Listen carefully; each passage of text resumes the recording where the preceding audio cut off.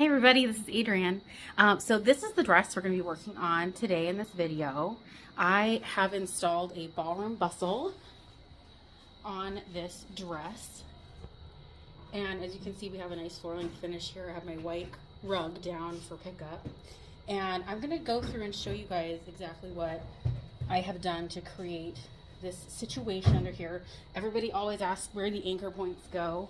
And so we're going to be talking about transferring your points. If we get real close, we can see this all still moves freely.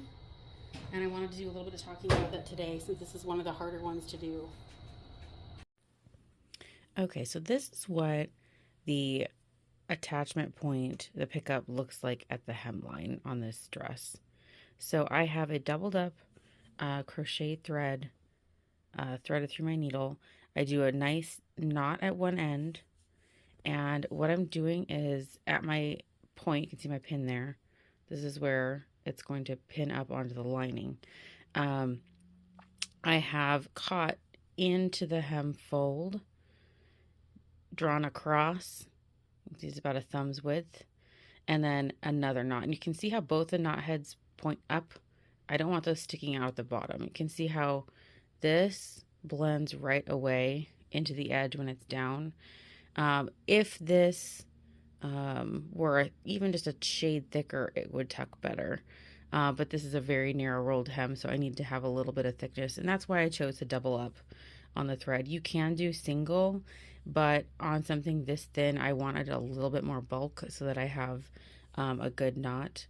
Now, there's a couple ways to do this, and I chose to do one knot at each end because I knew I needed to double it. So a doubled up thread tied into one knot would be very, very thick. And sometimes I will choose to do a single ply of the crocheted thread with one knot, because one knot is technically better, because one knot is just one connection point versus now I've got two, that could potentially fail. But I wanted the double thickness, and this is the best way to handle that. So what you want to do is just make sure it's nice and tight, and you leave enough of a tail that it's going to hold, but not so much that it's going to show. So that's what that looks like when she'll be going down the aisle. You'll see very little. If anybody's this close to her, they're way too close to her. You know what I'm saying? Okay, so now that I have all of the pickup points sewn with their little loops, I'm going to hang the dress back up, and I'm going to transfer all of these markings to the liner because I want, where am I at? Don't you love that when you get lost in a dress? I want all of these points to tie up onto my lining. There's our liner. And I already have the lining bustled. It's a ballroom bustle also.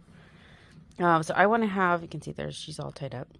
I want to have all of my connection points onto the liner and not onto the sheer because obviously they would show on the sheer. So I'm going to hang this up, and I would say this is one of the more challenging parts of doing a ballroom bustle on a sheer is moving these points through, because basically I need to make this point show up on here, and pinning it on the bride that way is almost impossible when you're dealing with so many moving pieces. Plus you've got other pieces of alterations you're doing first. So make sure you pin out the top layer perfect.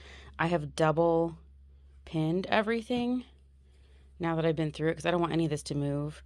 And on a chiffon especially, I don't trust that the skirt is symmetrical. I don't trust that people's hips are even. I want to make sure I'm marking this to perfection and sewing it the same way, even if my marks aren't symmetrical looking on the dress. And I rarely have anybody notice that, and if they do, I just let them know that's a characteristic of the fabric and kind of let them into my mindset on that. And usually they're cool with it, so it's not a struggle. Okay, let's hang this up and see if we can get the points picked out. Okay, so I've got this hung up, and as you can see, I have two long spots on each side. When I was pinning it, I was not able to grab everything I wanted to, so this for the most part is exactly where I want it, minus those couple little guys. So I will be fixing those as I go along here. So what my goal is now is to take each of these markings and find that same spot on the liner. So I have my safety pins with me, and I'm going to fish through the layers and transfer them through. So I'm going to start with, and you can see how they're not even. And like I said, that's due to a variety of factors. I'm not worried about the symmetry of the actual anchor points at this time. I am worried about the finish. I'm going for this line to be as floor length as possible. And as we all know, grain hangs fun. So I want this to be the perfect part. I can do some adjusting on the bride, but this is, like I said, the hardest part is moving these points through. So I'm going to kind of grab them, mark them with the pin, and I'm not going to remove any of my marks until I have everything sewed and tied in place. Okay, so essentially what I'm going to do here, I'm going to start on my center seam. Here's my pin. And I'm going to go onto my lining in the same spot. I'm holding the lining under here. I'm going to grab where I see the end of my loop that I made. I'm going to hold it, take my safety pin, go up here, I'm going to mark it. So now that pin will match up with the edge of the hem where I have sewed that, and you want to put your pin up a tiny bit so you have space for your stitch to go, whether you hand stitch it or machine stitch it. And this is where, from here, you're going to be feeling everything. So you can actually put your center seams together here. Just gonna lock them in place and move on to your next pin. Okay, so my next one is here. I'm going to grab the liner and I'm going under all the layers of liner here. And because these are different widths, this is kind of what makes it challenging. Okay, so that's where I want to grab for this one. And you can see it's really close to the center, so this is why it's hard to mark it on the actual person, because you're flipping and flopping, and it makes it hard to focus on everything that's going on and getting your hem finish perfect. So I am a huge proponent for making sure you pin everything on a bride. This is the only thing, transferring the marks is the only thing I really don't mind doing at home on a hanger, because this moment is kind of just too hard to do during a fitting. Okay. So, and you're having to move things, again, because the layers are different widths. Okay. Right there is where I want to grab. Oh, I'm on the wrong layer. See? Okay. This is real life. There we go.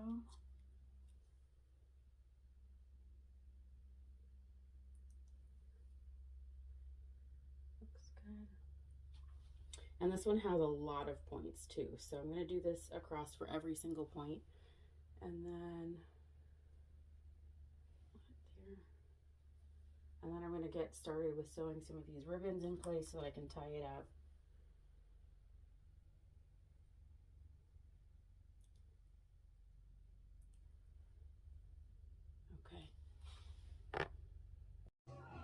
Okay, so I have everything all tied up where I want it to go. My last step is a snap. So there's almost always one area at the very last point that needs a snap instead of a tie. It just needs to be kind of short. And again, I have one on each side that looks like it'd be handled perfectly. The other one's under here with a little snap. And then I'll get those installed and we'll be ready to go. Go ahead and do a little twirl for me. Twirl? Should we not even hold, pick it up or no? No, you can just twirl regular. Yes.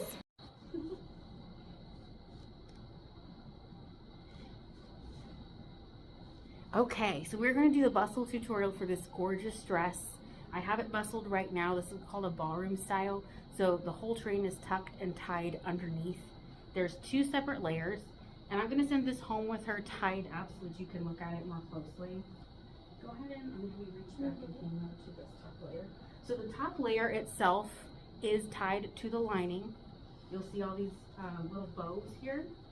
They are connected with a ribbon and a loop. The loop is at the very edge of the hem here. And they're going to tie up to their corresponding points on the skirt. What you'll want to look for is the center seam right here. The center seam, this line, and loop, you're going to want to line it up to the ribbon that is on the center seam here. And you're going to take one end of the ribbon through the loop, and you're going to tie it into a bow. And from here, you go over to the left and over to the right and follow the pairs down the skirt edge. So you're going to feel along the edge for each next loop and match it to each next set of ribbons all the way down each side. There is a lot on the top. I'll give you a final count here when we're all done. The bottom layer on the lining does the same thing, just underneath. And these are done with ivory ribbons. Excuse me. Thank you. I have an extra helper in here today.